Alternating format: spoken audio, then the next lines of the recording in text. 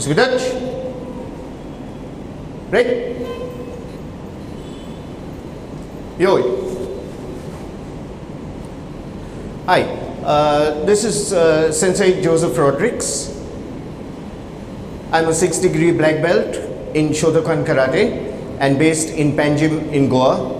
I'm also the General Secretary of the Traditional Karate Association of Goa, which is the body in Goa recognized by the National Federation, KIO, Karate India Organization, as you can see on the board behind me. And we are also recognized by the World Karate Federation internationally. So I hold a 6th-degree black belt from the World Karate Federation as well as from the Traditional Karate Association within Goa from W3SKF. Okay, so please welcome viewers to this session. This is the first of many sessions that we're going to have online. We are going to teach you karate online. Who said that we cannot do it online? We can do everything online, and this is the beginning. So welcome to all the viewers from all over Goa and anywhere else from wherever you are watching. We're going to start off this session with the basics. We're going to start with a very short warm-up, and then we're going to start with the basic punches, and we're going to start with the basic stance. Okay, so in the beginning of any karate session, we always start with a bow, which is a sign of respect, and then we start our session. Again, at the end of the session, we always end with a bow. And so in karate, there's a lot of respect, and respect for each other, respect for everybody else, and respect for the place where we train. Okay, so once again, Musbidach, right? Yoi. Now yoi is the basic relaxed stance. That is the way we said. The formal bow stance is called musubidachi, where the feet are in a V position, hands straight, and we bow, we look at the opponent and we bow straight. So that is the,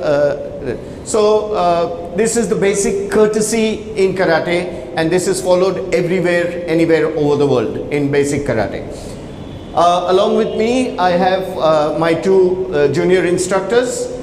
We have Sybil Fernandez, who is a double silver medalist at the World Championships, and she has been doing karate for almost, 20 years?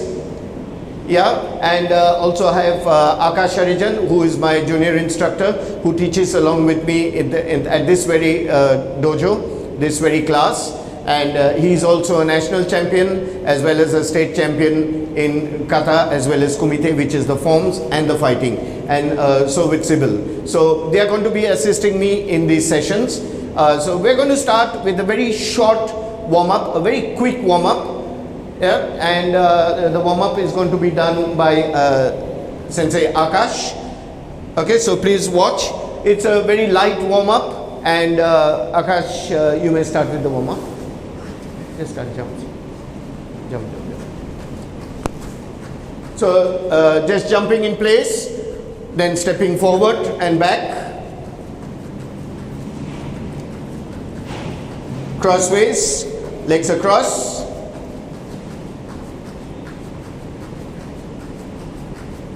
Relax. Okay, we start with the head exercises, side to side. Then the head turns side to side and up and down. Then we do circles, round circle, big circles with the neck. Change the other side. We change over to the shoulders, shoulders circles, backwards. Then big swing of the arms and backwards. Twists,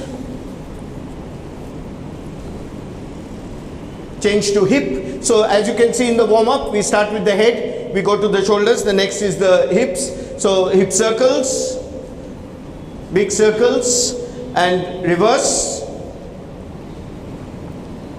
sideways, push in sideways, bends, and front and back, chest down and back, chest down and back. So after that, head, shoulders, hips, we go to the knees, make circles with the knees, reverse, and we go to the ankles, knee up, ankles up and down, circle, reverse, change leg, same thing, reverse, yoi, spread legs, okay, spread legs and cross touches, windmills,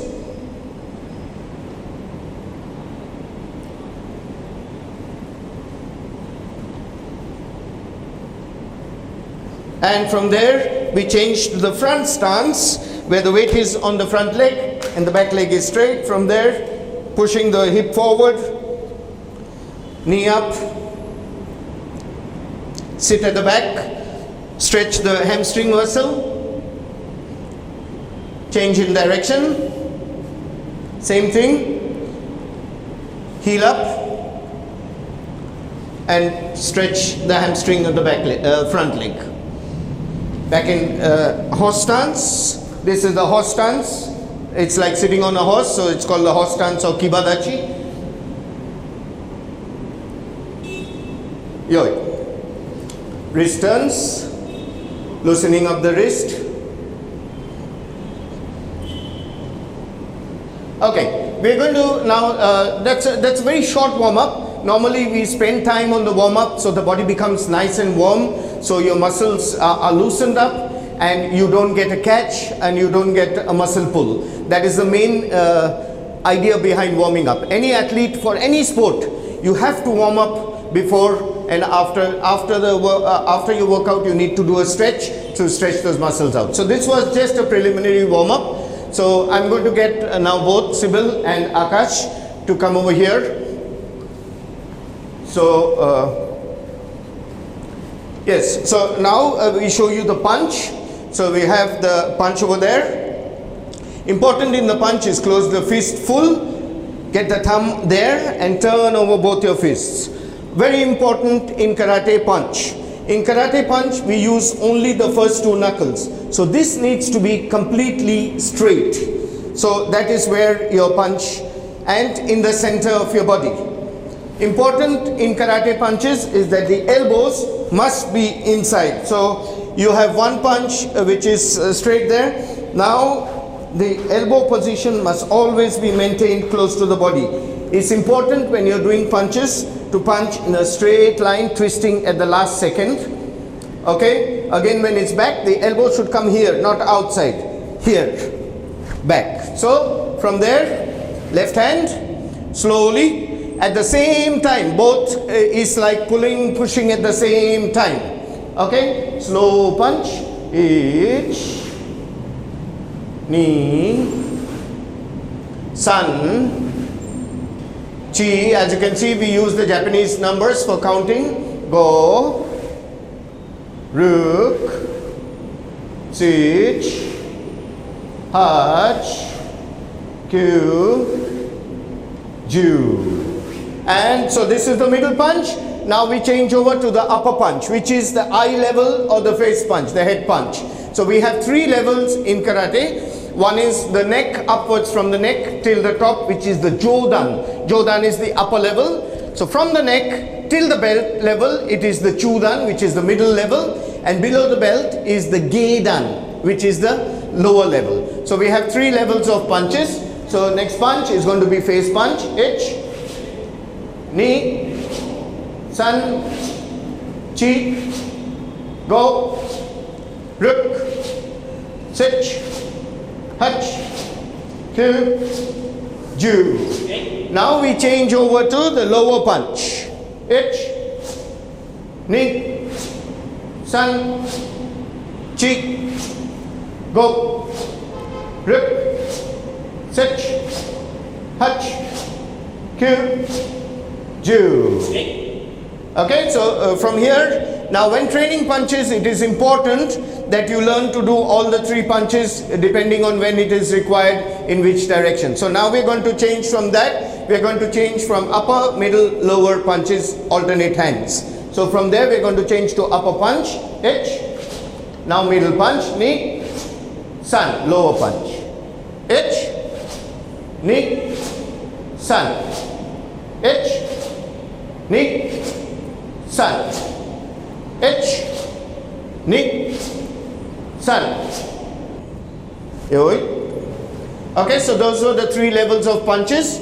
Okay, so now what we're going to do is we're going to start with the first stance. In karate, as we said, the formal stance, for the formal bow, we stand like that, which is called the musubidachi. Okay, so that's where we do the formal, and then we have the yoi or shizentai, where about shoulder distance between the legs, and that is from where we do just our basic movements, so more relaxed position. So right now what we are going to do is we are going to show you the moving forward in the front stance. Now in the front stance, there are 3 basic stances which we use in karate.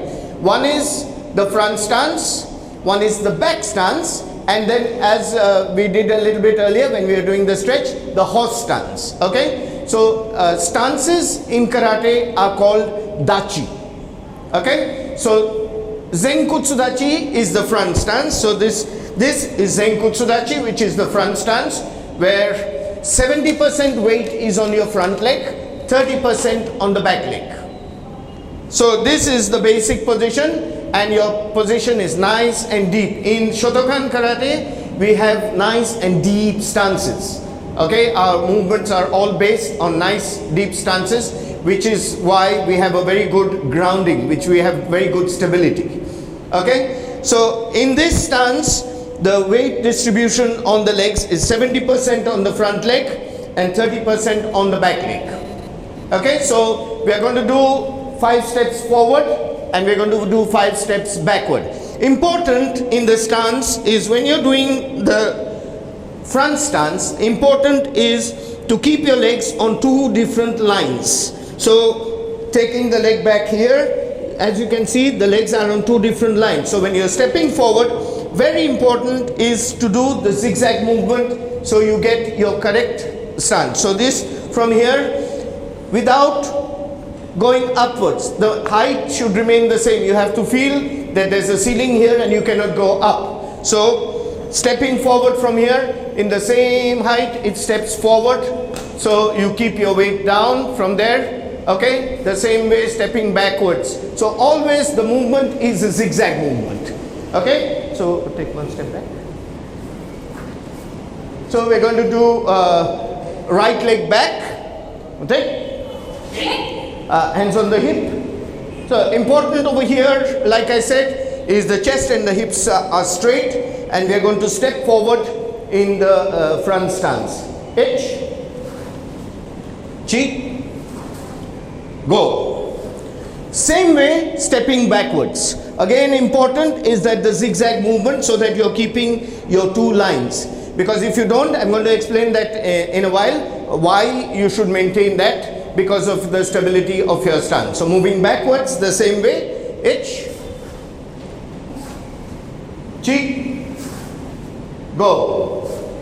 Withdrawing the front leg, yame. This position with the hands relaxed is called yoi. Okay, so from here this means yoi, means a relaxed position waiting to start. So I'm going to explain why it is important to keep your 2 legs on 2 different planes. Okay, so Akash, can you come over here? So if you see now, now his legs are on 2 different lines. Okay, so stability is 70% here and 30% over there. Now if you do not do your zigzag movement and you have that thing, then your balance is going to be bad. So what happens is, if the leg is more or less in the same line, since you have 70% weight on this leg, an opponent will easily be able to disbalance you by just tapping this. It's a very easy movement. So it is important that that leg is outside. Now it is a very strong stance. Okay, so it's important that those 2 lines need to be maintained. Even when you turn or whatever, the 2 lines need to be maintained. Right. So I've shown you the front stance, I've shown you the punching. Now we are going to incorporate the punching and the front stance into one movement. Okay, so normally when you're training, okay, so that's your punch. When you're training, this leg and this hand comes in same time with power. Important is the withdrawing. The withdrawing hand always is the more important hand. When you're punching, always the hand that is coming back is more important, because that is where you get the power from your technique from. Okay, so now we're going to incorporate the moving forward with the punch, but we're going to start with doing it in two movements. First movement only the leg movement, second movement only the hand movement. Okay, so here, right leg back get under, right? Take. Okay, keep your left hand out in punch. Okay, so the first step is only the legs. H, only leg. Now the punch, knee. Again, as you can see, very important to maintain the shoulders straight, the body straight. I'll come to that explanation as why this should be straight. Only leg, then hand. H, knee. H, knee. H, here. Same thing, now moving backwards in the same way, exactly the same way, only now the front leg comes back. 2 counts. H, knee. H, knee. H, here. Okay, so as I said, it's important that the shoulder is not out. Okay, so like I go, I'm going to tell you a little bit about karate. Today, karate is recognized by the Olympics. It is an Olympic sport. In fact, in the Tokyo Olympics, it is going to be a medal sport. So, karate has now become a sport from a martial art. So, the traditional concepts of karate and the martial art concept of karate has changed a little bit. Okay, so in sport, the most important part in sport that we follow, or the International Olympic Committee wants to follow, is that there should not be injuries. And because of that, we have gloves which are foam padded gloves only of certain companies, so we maintain a good quality so that there is no injury to the opponents. We have leg guards and shin guards. We have chest guards, and the ladies have inner chest guards, inner protection for their chest. So the ladies have a double protection, the gents have just a chest guard, and everybody has foot guards, which is for the foot as well as for the shin, and we have punches.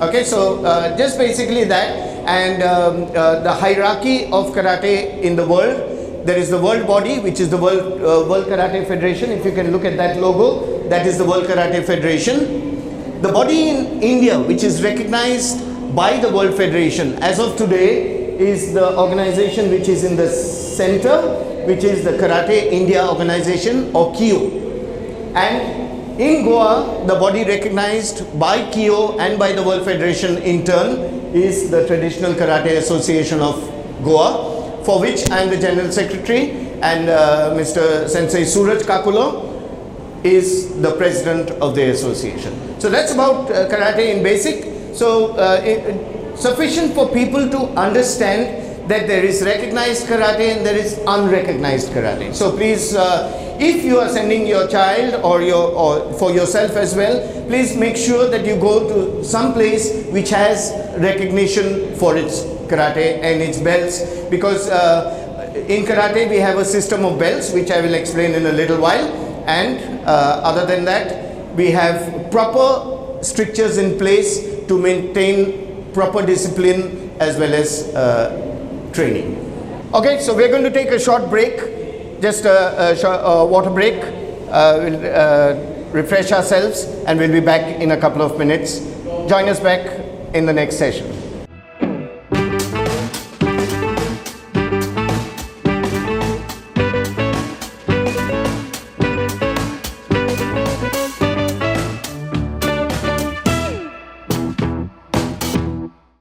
Welcome back. for after this short break. So right now what we did show you was the stepping forward with the middle punch.